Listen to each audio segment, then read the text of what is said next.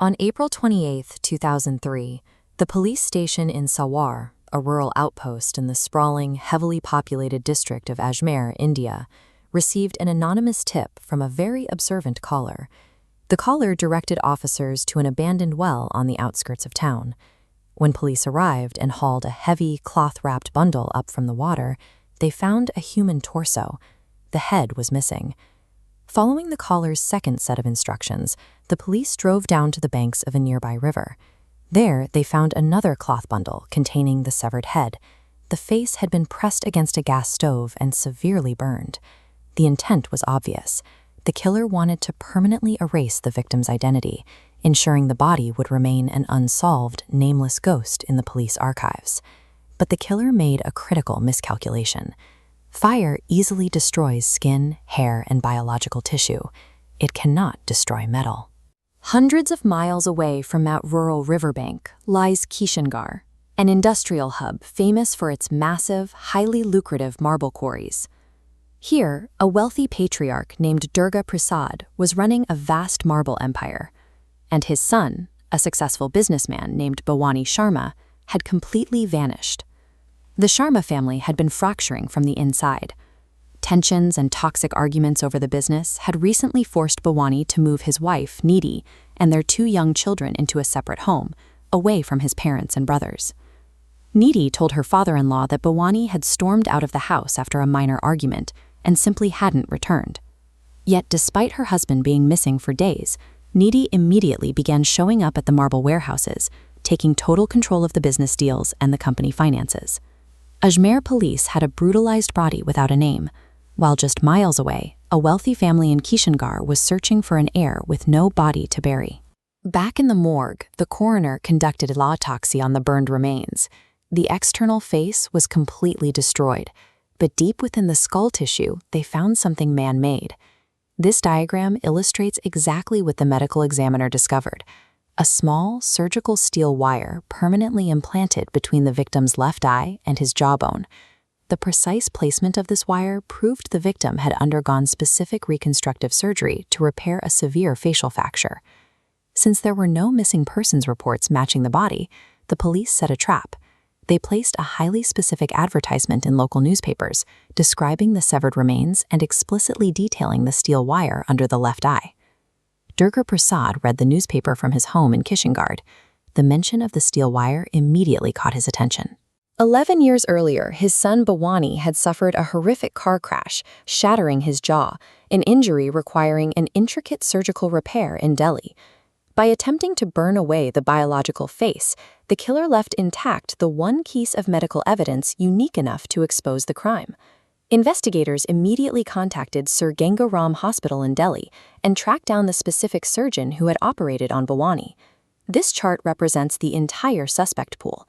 The surgeon confirmed this wire implant was incredibly rare, performed on exactly 3 patients in India.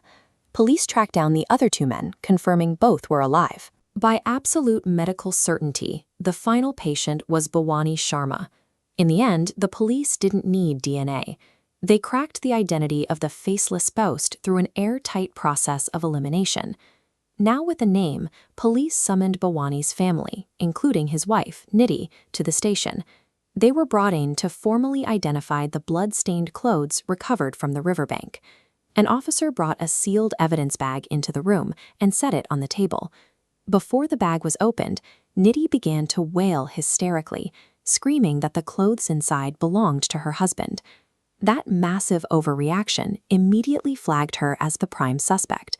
Police dug into the couple's home and found Bhawani's personal diary. The pages documented Nidhi's intense paranoia, her demands that he sign the business over to her, and her deep anger whenever he visited his parents. Knowing they needed a confession, police brought Nidhi and her brother in for questioning. They isolated the brother, aggressively bluffing that Nidhi had already told them everything. Terrified of taking the fall, the brother broke under pressure and confessed to the plot. Nidhi's attempt to perform the role of a grieving widow too eagerly gave investigators the exact psychological leverage needed to tear down her alibi. The timeline of the murder was brutal. On April 27th, Nidhi crushed sleeping pills into a glass of juice and handed it to her husband. she didn't act alone. She promised her loyal driver that if he helped her, she promised she would pay off his car loan and ensure he was wealthy for life. Once Bhawani was unconscious, Nidhi and the driver stood over his bed and bludgeoned him with an iron rod. They dragged the body to the basement and tried burning it, but smoke forced a stop.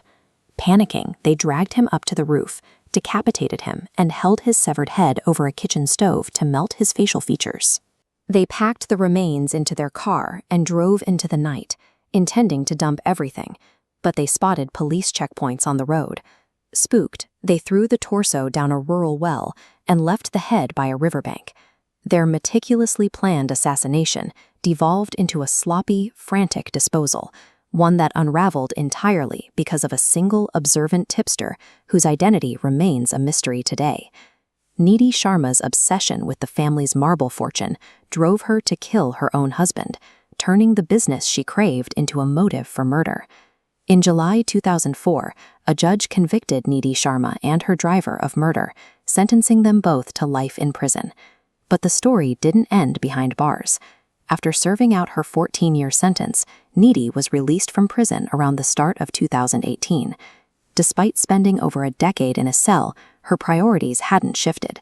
She immediately filed legal challenges, attempting to seize control of the marble empire she killed for. The courts threw the cases out due to her status as a convicted murderer. Her final punishment came from her own family. Her 2 children, raised by Bhawani's parents and fully aware of what their mother had done, refused to ever see or speak to her again. Nidhi Sharma traded her husband's life for an empire she could never legally touch, leaving her entirely bankrupt of the only true wealth she ever possessed, her family.